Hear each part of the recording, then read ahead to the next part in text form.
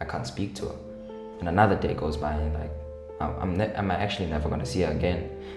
It doesn't really hurt me anymore as much as it used to hurt me back then. I'd feel so down. Like, does he only care about Sasha? Does he only care about Natasha? Why do I feel like he doesn't care about me? Hey Mish, Hello, Mom. how are you? I'm amazing in yourself. Happy New Year. Happy New Year. Why do I feel like you're gonna give me the pink eye? What's happening? What's wrong with your eye? I was rubbing it. It's not contagious. I don't think it is. It doesn't look like it is. All right. So tell us, who is Misha? Misha is a 17-year-old that's trying to accomplish his dreams through where's YouTube or social media right now, or trying to find himself. That's who Misha is. Are you still 17? I thought you 17 for a couple more days, yes. Oh, all right. I'm not 18. So there's a party loading. Not No. even. Misha is not a party person. Yeah. Okay. So now, what's that one thing that you think people probably misunderstand about you? I think a lot of people think I'm very shy, whereas I'm not really shy. I just don't like speaking most of the time because I'm overthinking. But yeah, I just don't like speaking at all to people or put myself in situations where I have to speak, where I don't really have to talk to you or, you know. So you're not shy? Because Everyone I around get me says that I talk a often. lot. People will be asking, Misha the shy one. They don't even ask, they tell me, oh, Misha is shy. Misha is the shy one. So people, Misha is not shy, you heard that. So Misha, how was your childhood like? What's that thing that you remember growing up? I remember a lot, not just like specific things about growing up. Remember with you moving from so many different places. Like we did move. So many. We moved, okay, twice, 3 times. Oh, okay. But You make it seem like we have really been moving around. I don't remember Lady Brand, but I remember more of this side, Midrand. You were 2 years So, old when we left Lady yeah, Brand. most of my life has been in Midrand. And I've been living in Midrand, and that's basically what I remember. Playing soccer, doing with my brother. Then my little sister came into the world. That's what my whole childhood is basically. I remember, and also all the bad memories. Oh my goodness. What were those?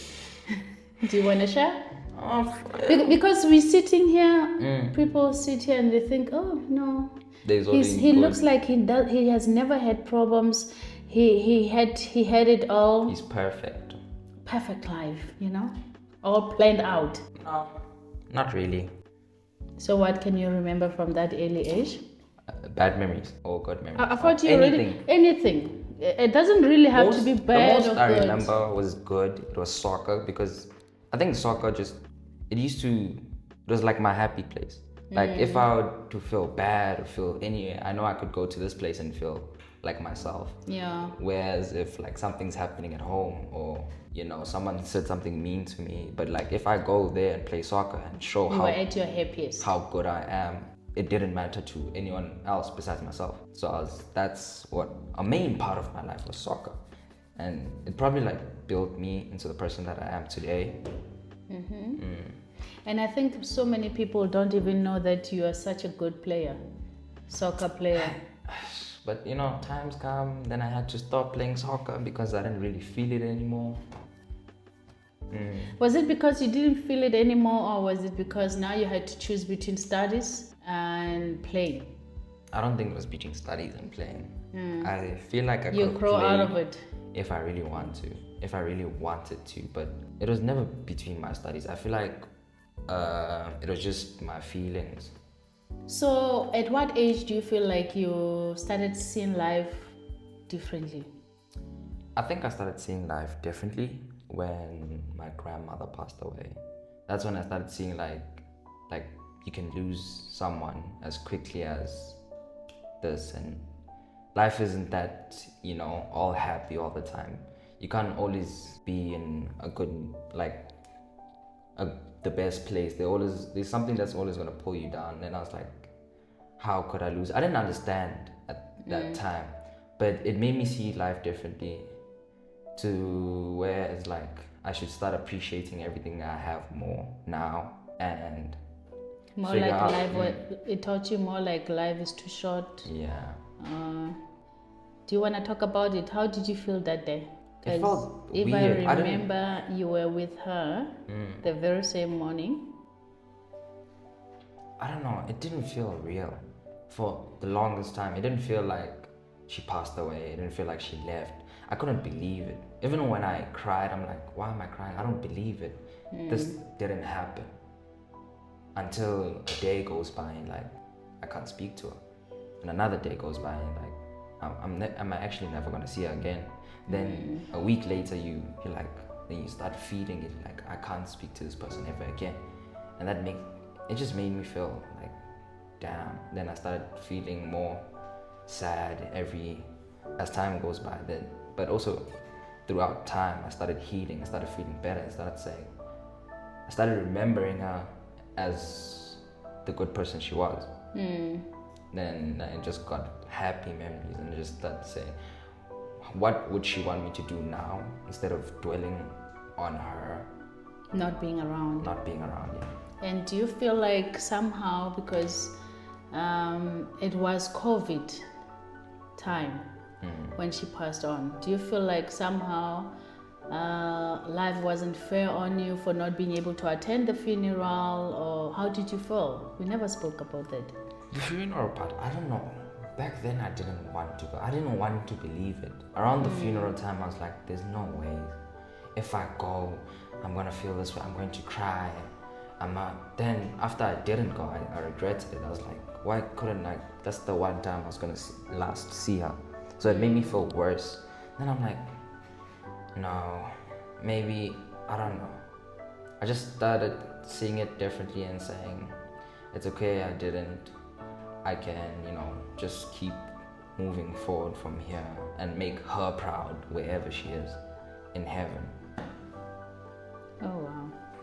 I tell you, she is proud of you and the man that you have become.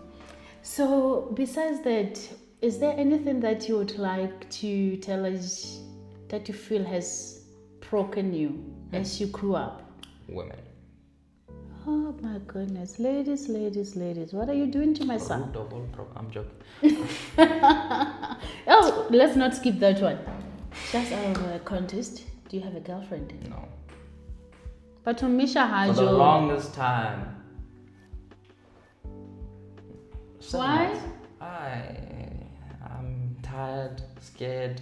Scared of what? Of my heart. Heartbreak? No, not like, I don't know, I haven't found the person that I feel like I would marry or go further with. I guess you're too young feel to anything to a person. Not about marrying, but like feelings. Yeah. Like where I actually like this person, or I actually love this person, to stay with them and grow with them. Like, same way Sasha did with I never felt that with anyone that I met. So you just haven't found love? I think so. Maybe I did and I didn't really go for it, but I guess I'll find out. Isn't it because you're lazy to talk? Or you just don't want to talk sometimes? Maybe. And ladies want to talk? Maybe I'm the problem. I don't know. All right. So how do you deal with pain, stress, and disappointment? People, I don't know. I didn't have a way to deal with it. I would just cry, be by myself, think, why am I this way and that way? Then I'd be so disappointed. I didn't have anything. But now it's more like, today I just ask people for advice on my life and see how they dealt with it. When you're saying people? My brother, Supi. I don't know if I've ever asked you, but I'm too scared sometimes to ask you. Misha, most of the time. Why would you be scared to talk to me? Very scary sometimes. All right. That brings me to my next question. What do you think I've done? No, not scary in like a bad way. Just like sometimes it's just like You don't want to discuss certain topics with me. certain topics like I know I could speak Am I anything. a good mom or a bad mom? An amazing mom. Am I approachable? Very approachable. So why would you be scared? It's just how I feel. It's just like, I could, But we talk about girlfriends. We talk about everything. We I do thought talk. so. Hey, you can never say you know your children. So now, I want to touch a topic that I know you have never really been comfortable, or we have never even spoken about it. How did you feel when we separated with your dad, and when you realized that this is now final? Amazing. Best Oh, wow. moment of my life. I don't know. Oh, really? I always, before, because you guys used to fight a lot, and in my heart it's just like, I felt like I couldn't move on. But I'm not a fighter, Misha. Not you fighting, but you know what was happening. Yeah. When you guys were together, it was never really like, most every day, it was an everyday thing where something is happening, something bad is happening, where you think it would be better if they went together, someone was living there, you go see them, and someone, I'll live with, you, and I'll see him every time. That's way better. And it did turn out to be the best thing that ever happened, because So your prayers were answered. very much so. But not like I didn't want you guys. I did want you guys to separate. I was also thinking of it like, why do my parents have to separate when other parents can stay together? I was thinking about that way. Then I'm like, but if it's helping all of us, then it would just be the best thing for my mom, my brother, my sister. That's why I started just feeling better about my situation. Okay, while we're on that one, what can you advise other parents who may be going through? You may not have advice for parents, but other kids, other sons, other girls who may be going through the same situation that you were at, while me and your dad were not seen live in the same way. The same situation. Basically what I'd say to my younger self. Yeah. I'd say don't worry too much. Everything will unfold, and you'll understand more when you grow up on why your parents were fighting, or what happened in that situation, or why they had to separate, But sometimes you feel like it's unfair. Of course you're gonna feel like it's unfair because you don't want it to be happening to you when other people are. But don't look at other people's situations, because you don't know what's happening in their household or what's happening in that household. Don't compare yourself. It could be way worse than what you have right now. I'm just saying, just live your childhood and be patient with yourself. Be patient. Understand it better before you do irrational decisions like run away or something. Or kill yourself. Because tomorrow may be better. Tomorrow's still another chance to fight for something better, something that you want out of this. It's not always about the people around you. You can also grow yourself so that what you see doesn't happen to you in the future, and what your children, you basically don't want to put your kids in the same situation that happened to you, and want a better life for your kids.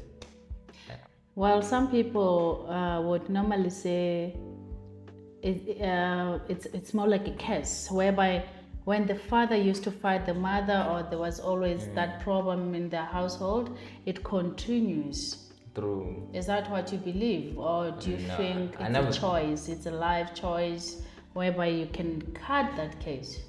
I think it's always your choice at the end of the day. It's not like someone who was there 20 years ago in your household, you have to do the same thing they did because they did it. You're a different person. You're not the same person they were. So you don't have to do what they did. It just depends on what you do now, and Fourth. At your lowest moments, what do you do? How do you bounce back? How do you rise? I spend time alone and think by myself. I start seeing what's making me feel this way. Why do I feel this way? Is it because of this? Is it because of that? Or is it because of this? Then I figure out and try focus on that problem and say, I don't really need to do this if that's making me feel this way. Or just because someone's doing that doesn't make me have to do that, Or because I'm feeling this way, I don't have to. Yeah, my brain is fried. Really hard questions, eh? Really? No, they're not hard. They're not hard, but Just how you bounce back from your lowest moments. You can pray. Do you pray? Are you a prayer person? I do pray. Do you believe in prayer? Do you believe in God? I believe in God. I believe in prayer. I believe in Jesus. Does it help you? It helps me a lot of the time where I feel like sometimes without prayer, I don't know where I would be, because also with prayer, you're speaking to yourself and you're understanding what you want and how you feel, and you feel better after prayer. So that's how I'd bounce back with prayer, and I get you. So now you're turning 18 soon. What are your dreams? Do you even feel like you are a year older? Almost, well. Your dreams going forward, what do you think you want to become in future? No, I still feel like I'm 16 for some reason or something. Yeah, as the years go by, birthdays, I don't know, it doesn't feel like a birthday, it just feels like another day. That's what it feels like. But as for my dreams and aspirations, I want big things. I want things that normally other people would think that's not possible. I don't want to be limited by how other people see life or what they think the limitations are to what I can achieve. That's what I want. So what's the topic about your life that still scares you till this day? A topic about my life? I don't know. That scares me of failing. I think it's not a topic about my life, but that scares me the most. It scares me the most in the sense where I don't know if I will be successful, or is this just all for nothing, at the end of it. But I don't know how to answer that question. I really don't. But you have answered the question. You were coming, right? Remember, you don't have to be perfect. You don't have to be correct. You just have to be with yourself and go with the flow. There's no right or wrong.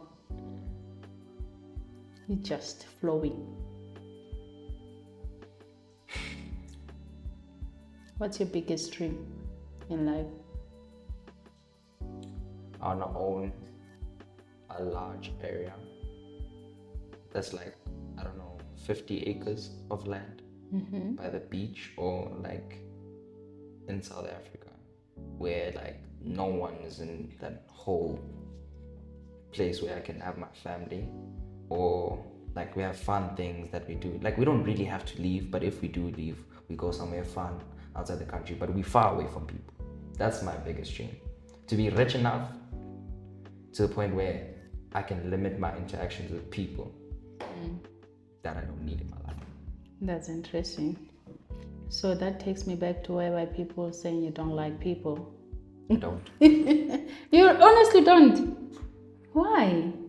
Because people have different Is it because you don't like people, or is it because you don't like interacting with people? Because there's a difference. When you don't like people, it's when you don't even want to be around them at all. But you can be around people. It's just, I don't like, because I overthink a lot. I don't like being in a situation where I'm with new people and I have to think about what they're thinking, or like think about what's, I just overthink way too much. I don't like being around people a lot. That's what I mean.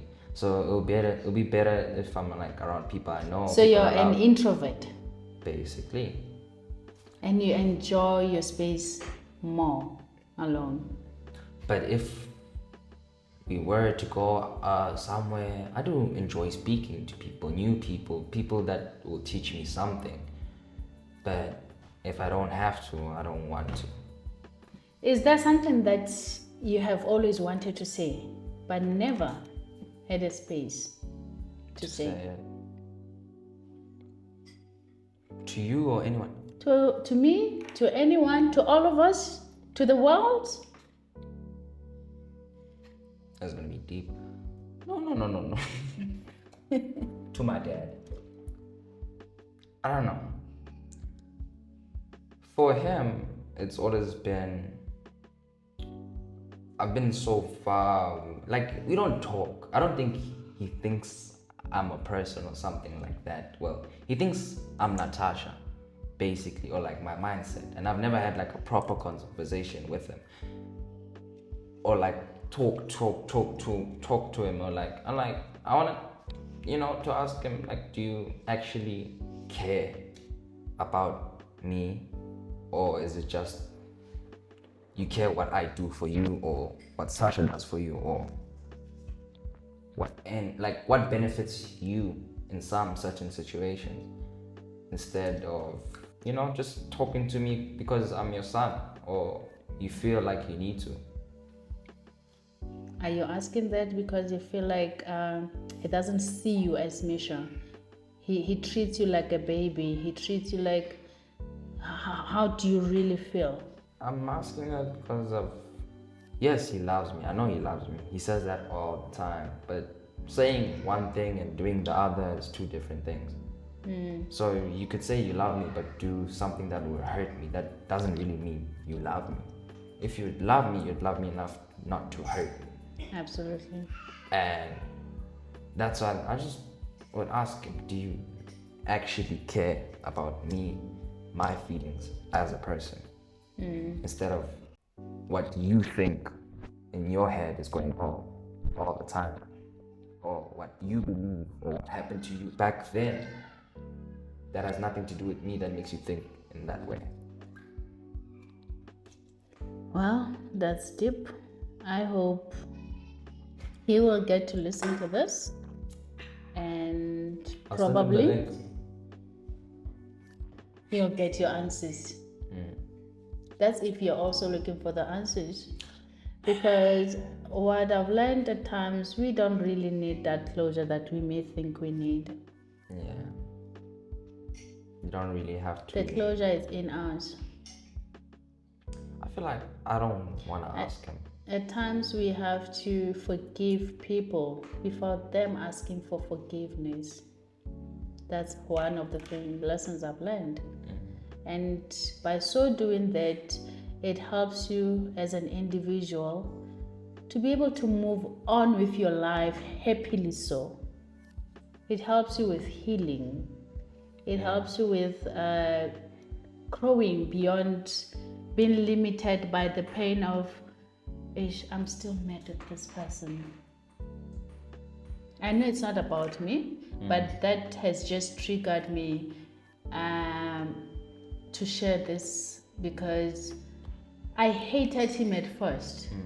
And that period when I hated him, I couldn't heal. I couldn't move on. I couldn't see life differently. And the only time I was able to move on was when I said to myself, you know what, dude, I forgive you. He wasn't there, but I told myself that I forgave him. And that's when my life changed.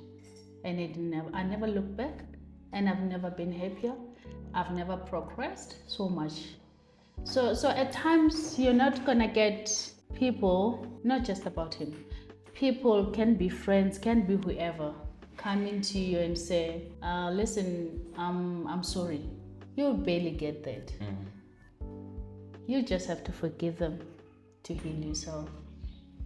I think that's the most important thing. I forgave him a long time ago.